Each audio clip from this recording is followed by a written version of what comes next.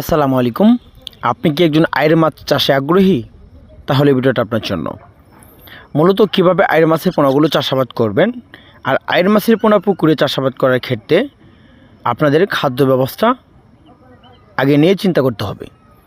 কেননা আপনারা জানেন যে আইড়, চিতল, বোয়াল, কোরাল অর্থাৎ এই মাছের পোনাগুলো যে কোনো পুকুরে ছাড়েন না কেন, খাদ্য ব্যবস্থা নিয়ে আগে চিন্তা করতে হবে। তাদের খাবারই হলো কাপ জাতীয় মাছের দানি, ছোটো ছোটো পোনা বা কান পোনা, তেলাপিয়া মাছের রেণু অথবা তার থেকে একটু সাইজের বড়গুলো দানি, এগুলো মূলত তাদের খাবার।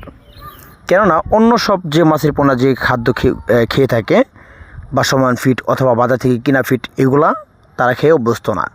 অর্থাৎ তাদেরকে তারা অর্থাৎ তারা শিকার করে খেতে তারা ভালোবাসে। মূলত তাদের মাছের নামই হলো এই প্রজাতির কিছু মাছের পোনা রয়েছে, আর চিতল, বোয়াল, কোরাল, রিডা।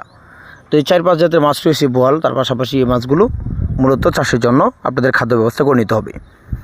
যে সকল চাষিরা আহারি বোয়াল মাছ অথবা কোরাল, রিডা এই মাছের পোনাগুলো পুকুরে চাষ করতে চান, আপনারা চাইলে এককভাবে চাষ করতে পারেন। আর যদি রুই, মৃগেল বা অন্য মাছের সাথে মাছের পোনাগুলো চাষাবাদ করেন, সেই ক্ষেত্রে আপনাদের লক্ষ্য রাখতে হবে যে এই মাছের থেকে আকারুক্ততে ওই মাছগুলো মিনিমাম 2 থেকে 3 ইঞ্চি বা 5 থেকে 6 ইঞ্চি আকারুক্ততে বড় থাকতে হবে অন্য কাপ জাতীয় মাছ। তাহলে আপনারা মিশ্র পদ্ধতিতে মাছের পোনাগুলো চাষাবাদ করতে পারেন যে কোনো পুকুরে। যে সকল চাষিরা মিশ্র পদ্ধতিতে চাষ করতেছেন অন্য মাছের সাথে, প্রতি শতাংশে 4টা, 5টা, 8টা, 10টা এরকমভাবে চাষ করতে পারেন। আর যদি এককভাবে মাছের পোনাগুলো শুধু পুকুরে চাষ করতে চান, তাহলে আয়ের, চিতল, বোয়াল, কোরাল, রিডা অর্থাৎ এই মাছের পোনার ভিতরে 20 থেকে 25টা অথবা 30 থেকে 35টা, 40 থেকে 50টা সর্বোচ্চ বা 60টা, এর ভিতরে প্রতি শতাংশ মাছের পোনাগুলো আপনারা পুকুরে চাষাবাদ করতে পারেন।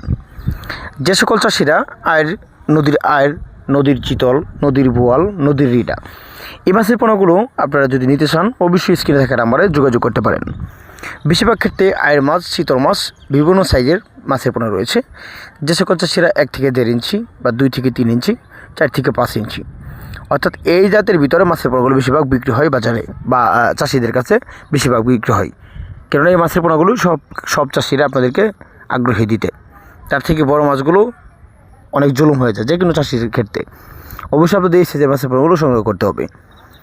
যদি আপনারা আয়ের, চিতল, বোয়াল অথবা যে কোনো মাছের পোনা সংগ্রহ করতে চান, শিং, মাগুর, পাবদা, গোলসা, ট্যাংরা সকল ধরনের মাছের পোনা সংগ্রহ করতে পারেন। ধন্যবাদ।